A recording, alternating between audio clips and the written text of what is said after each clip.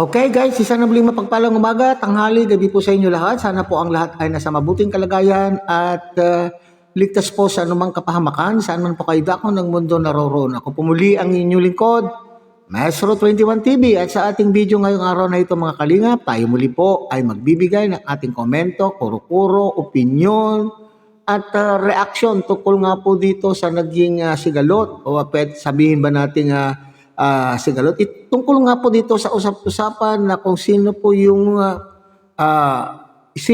tama sa dalawang presidente po ng team ng mga Kalingap reactors, okay? So alin ba yan ang tama? Kung ang paiiralin ba ay puso o ang paiiralin ay ang batas na gusto pong ipatupad ng community upang sa ganon ay manatili ang kaayusan. Okay? So nagsimula po ang sagutan o nagsila po ng pagbibigay ng opinion ng bawat presidente mga kalingap dahil po dito nagsimula kay yung tinataguri ang pong bida-bida. Yung pinaguri ang bida-bida, Jollibee lang po ang pabida-bida ang sarap, hindi po ba?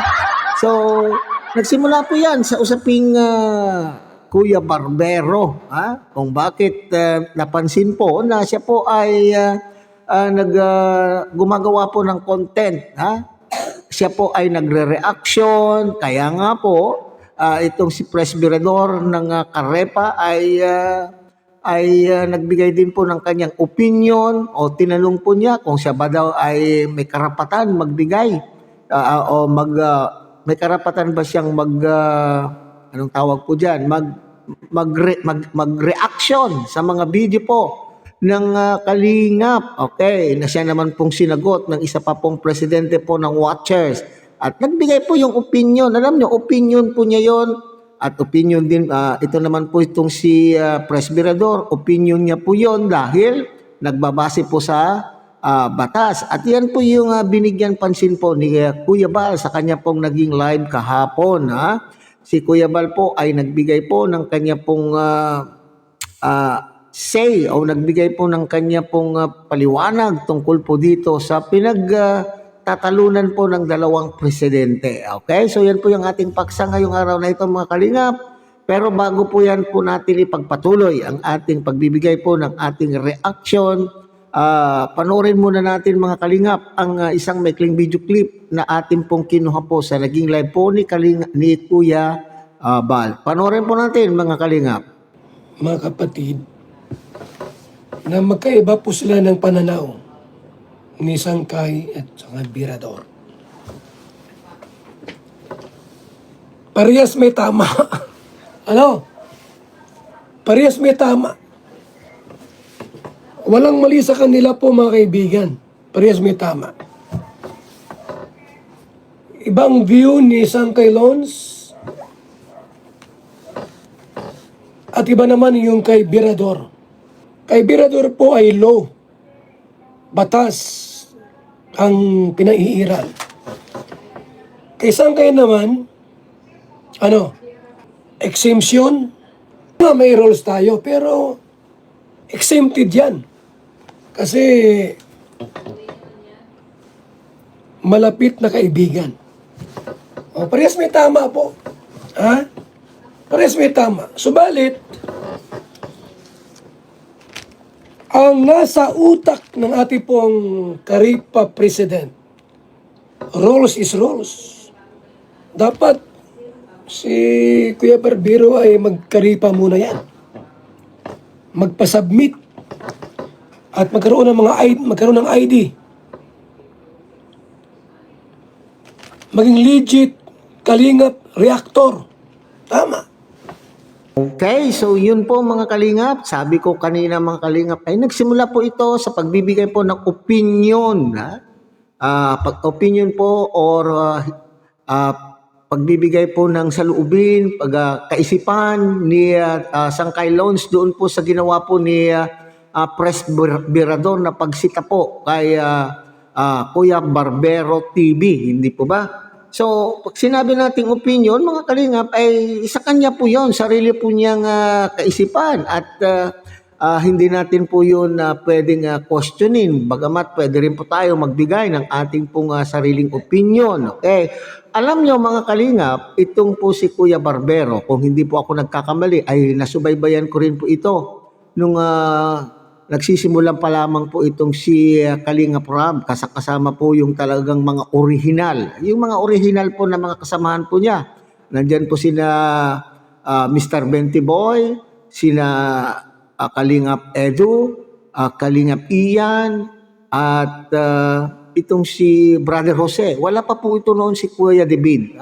Wala pa si Kuya David Vlog noon. Sila pa lang po noon. Si Mr. Benty Boy. Kalingap Ian, si Kalingap Edu, at ni Brother Jose. Nakita na natin po itong itong barbero na itong mga kalingap. Okay, may mga vlog po si Kalingap Rab na talaga naman pong may vlog po na siya po ay nagpapagupit po dyan kay Kuya Barbero. At hindi lamang po si Kalingap Rab, pati na rin po yung ilan po sa ating Kalingap staff noong panahon na yan. Okay? So, at doon po sa mga vlog po yan ni Kalingap Rab, ay napag-alaman po natin na kababata. Yan din po yung sinabi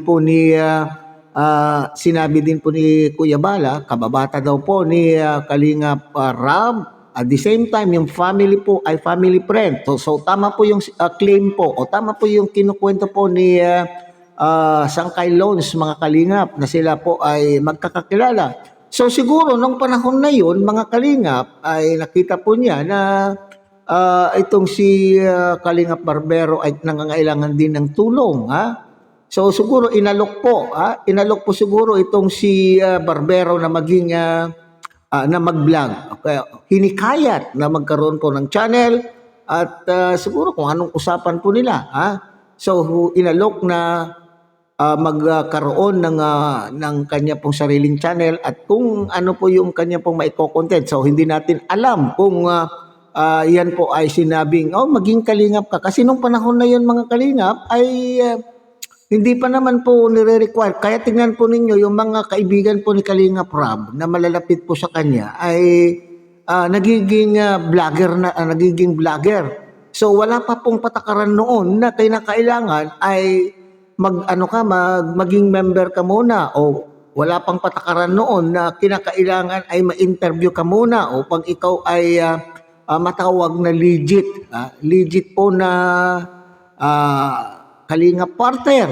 So wala pa po noong araw yung mga ganyan mga kalingap. So matagal na po yan na nagko-content. Kaya nga nagtataka ako, bakit nagre-reaction? Nakala ko, vlogger na yung mga ang i-vlog, ang i-content ay yung pagpunta nila Kalingap Rab, ano ba talaga siya, yung Kalingap charity vlogger, nasasama po kina Kalingap Rab, or talagang ang kategorya po niya ay reactor. So ngayon, yan po yung pinag-aanuhan po, pinagdidiskusyonan po nila Presidente Virador at ni Presidente Sangkay na dapat daw, sinasabi ni Sangkay na dapat daw ay nag-imbestiga itong Pres Virador. Pinuntahan daw dapat itong si Kuya Barbero. Ang pinakaano doon sa kanyang sinasabi po ni Sangkay doon, mga kalingap, ay yung sana lang daw po ay hindi blinag. Okay, hindi sinabi ito. Yung pagsisita po ni Virador ay hindi dapat ginawa dito sa kanya pong live, At ganyan din po yung ginagawa ngayon po ni Sangkay, hindi po ba mga kalingap?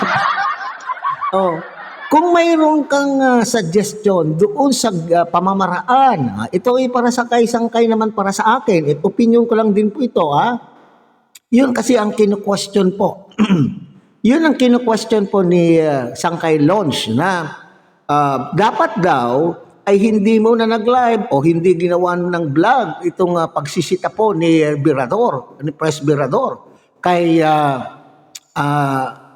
kay Kuya Barbero, kinakailangan mag-imbestiga, puntahan, ganyan po yung naintindihan ko na suggestion po ito ni Sangkay Lons. At yan po yung kanyang opinion na nararapat na prosesong gawin ng isang matino daw, responsableng presidente daw. Yan po yung sinasabi po ni Sangkay Lons. Now, ito naman po yung akin para kay Sangkay Lons. Okay? So yun po yung iyong komento, suggestion kay Virador na dapat po niyang gawin.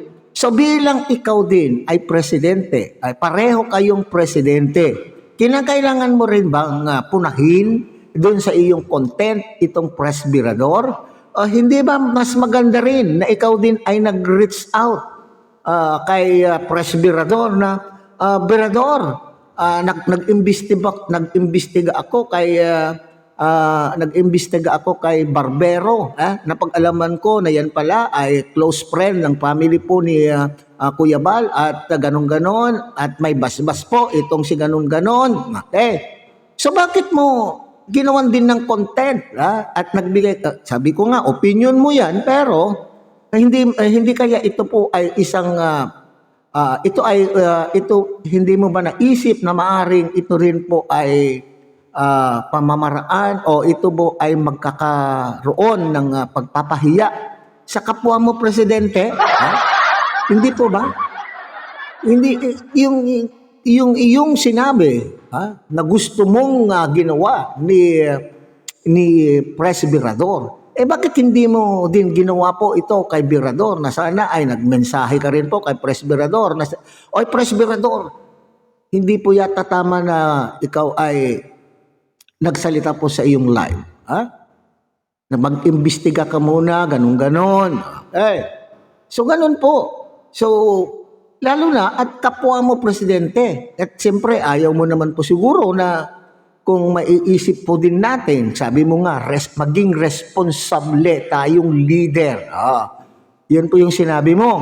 Ngayon, dito sa ginawa mo na pagbibigay, hindi mo man naisip na maaring yung kapwa mo presidente ay mapapahiya? Hindi po ba? Kaya ngayon dito balik po tayo dito sa gustong mangyari. Ano ba ang paiiralin natin? Yung puso. Okay, siguro sa una, kagaya po yung ginawa po ni Kalinga Prab, ay in-advisean po niya, hinikayat po niya itong si Barbero na mag-vlog. Okay? O maaring inalok po niya na maging Kalinga vlogger. So puso doon yung pinag-iral. At ito po ay sa ngalan po ng pagtulong. So pagtulong po yung ginawa po ni Kalinga Prab. Pagtulong po. Now, ito naman po kay Press Virador. Batas. Okay. Ngayon kasi, kaya nga sinasabi po ni Kuya Bal, ay parehong may punto. Parehong tama. Ngayon naman po, itong si Press Virador ay nagbabase sa batas na pinagustong ipairal ng Kalingap upang manatili po ang kaayusan. Hindi po ba mga Kalingap? Okay. Kung mayroon po tayong batas, dapat pairalin po natin no matter what.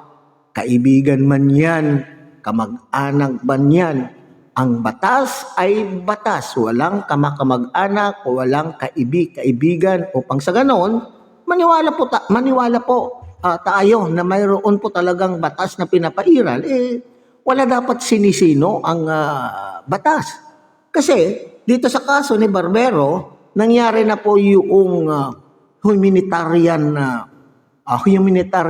purpose o humanitarian aspect. Yung humanitarian aspect, yung pagtulong. So ngayon, at may gusto po silang ipairal na batas, hindi pairalin po yung batas. So ngayon siguro ay nalalaman po ni Mr. Barbero na mayroon na pong batas. So mas maganda na siya po ay isubmit po niya yung kanya pong sarili para siya po ay maging kabahagi po ng Kalinga partners at nang sa ganun maging legit na reactor na po siya ng Kalingap. Siguro naman po yung panahon na ibinigay po ni Kalinga Prab, yung basbas po ni Kalinga Prab na wala pa po naman pong mga masyadong cheche buretso noon, wala pang masyadong mga rules na pinapatupad, ay sapat na po siguro yon yung panahon na yon. So ngayon, at mayroon talagang pinapairal na mayroon pong istriktong batas na gustong ipairal, magpasakop. Magpasakop po itong si Mr. Barbero. Okay? So hanggang dito na lamang po tayo mga kalingap. Muli tangkilikin po natin Kuya Bal Santos Matubang, Ate Edna Vlog Kalingap Rab, at siyempre sana po ay inyo rin pong tangkilikin ang munting channel na ito sa pamamagitan po ng pagbibigay niyo po ng like, share, and subscribe, at tuloy pindutin na rin po ang notification bell at sa ganoon tayo pa rin po ay magkita-kita at magsama-sama sa susunod pa pong mga reaction videos na ating gagawin. Muli sa mapagpalang umaga, tanghali, gabi po sa inyong lahat. Mabuhay po kayo at God bless everyone.